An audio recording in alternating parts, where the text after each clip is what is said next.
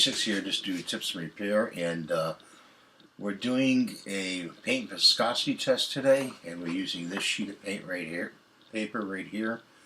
It's a glossy type of plastic, actually a photo paper, and we're going to use that. And stay tuned, and we'll be at the bench. So here we are at the bench, and we've got this tube of acrylic, and this is the thick stuff. Yeah, it's basic stuff, okay? This is thick. The viscosity is thick. Okay, so therefore it's not going to roll down on the paper. You would have to add to this in a cup, shot glass like that. You'd have to add 1 dot of this and about half of Flow-Aid to get this to a milky consistency. Okay, so the next one we're going to go by is actual airbrush paint. This one's not open, so let's get one that's open, and we'll show you that. We'll put a dot on the sheet of paper, and we'll roll it down. See how it goes down? Okay, that will flow through an airbrush very easily. It's still going. So we want to, it's still going. We want to get the paint to that consistency. So you could do it, you know, mix this and then do it over here and test it and see if you can get it just like this line here of the same viscosity, because you know this is made for an airbrush to flow through. Let's try the Reaper. And let's see if that's airbrush compatible, so to speak. Let's put a dot on here. Okay.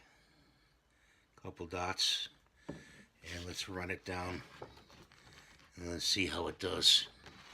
I don't know if you can see this. So it's running down a little bit. I would say with the Reaper, you would have to add maybe 4 drops or 5 drops of, I would say 4 conservatively, drops of Flow-Aid or thinner. When I say Flow-Aid, I also mean thinner, okay, to get it to airbrush compatibility. It's a lot thicker than the Aztec. This is the Aztec. This is just like a basic paint over here. Like I said, you have to mix like half a shot of thinner or Flow-Aid to this.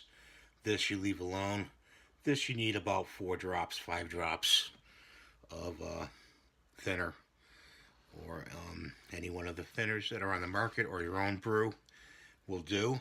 And that's what I want to show you.